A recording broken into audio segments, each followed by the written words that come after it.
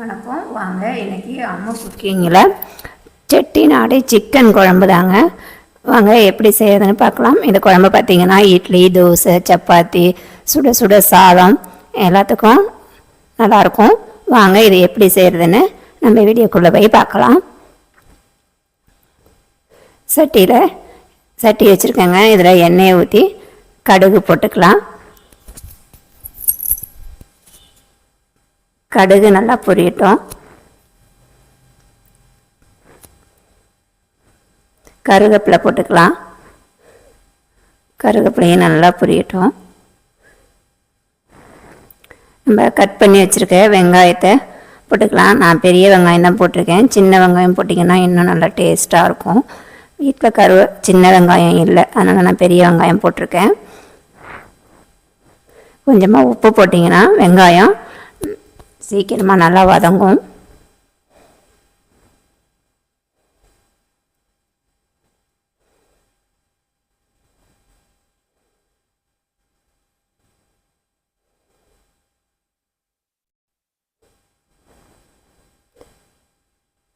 வெங்காயம் நல்லா பொன்னிறமாக வதங்கட்டுங்க. ஸ்டாரு, தேங்காய், கருவேப்பிலை, சோம்பு, சீரகம், பட்டை, கொஞ்சமாக மிளகு இதெல்லாம் வச்சு நம்ம அரைச்சிக்கலாம்.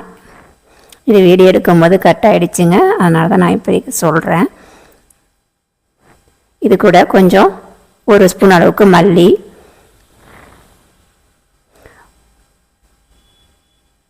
2 ஸ்பூன் மிளகாத்தூள்,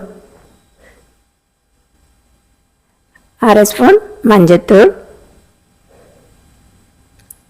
முந்திரி இருந்தால் போட்டுக்கோங்க, என்னென்னா விட்டுருங்க. கொஞ்சமாக தண்ணி ஊற்றி அரைச்சிக்கலாம். இப்போ நம்ம கட் பண்ணி வச்சுருக்க வெங்காயத்தையும் இதில் போட்டுக்கலாம். நல்லா வதக்கிக்கலாம்.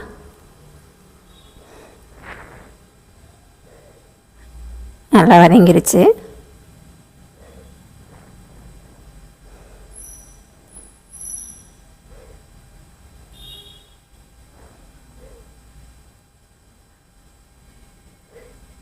இது கூடவே மசாலா அரைச்சாச்சுங்க. இஞ்சி பூண்டு பேஸ்ட்டு போட்டுக்கலாம். இஞ்சி பூண்டு பேஸ்ட்டு தண்ணியாக பிடிச்சி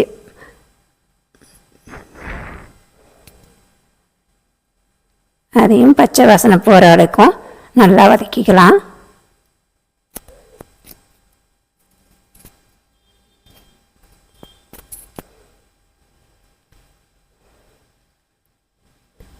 நல்லா வதங்கிடுச்சு. நம்ம அடுத்தது நம்ம அரைச்சி வச்சுருக்க மசாலாவை இது கூட சேர்த்துக்கலாம்.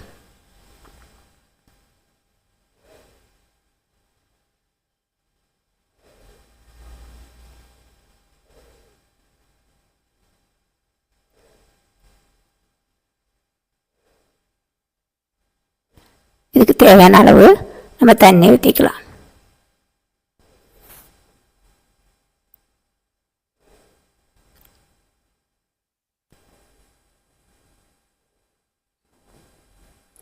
பாருங்கள், குழம்பு பார்க்கவே நல்ல கலராக இருக்குது. செய்கிறதும் ரொம்ப ஈஸி தாங்க.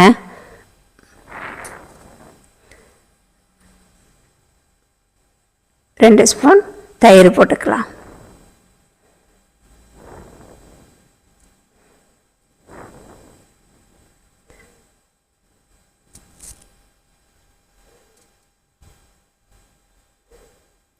குழம்புக்கு தேவையான அளவு உப்பு,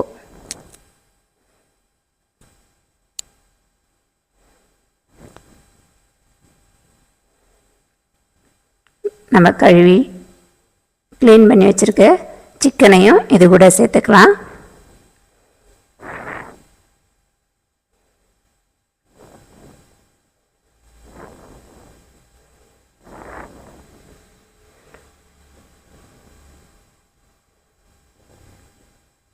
குழம்புக்கு தேவையான அளவு தண்ணி ஊற்றிக்கலாங்க.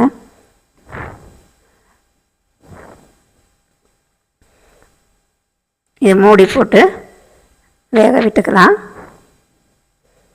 பாருங்கள், நல்லா கொதிச்சிருச்சு, நல்லா வெந்துருச்சு.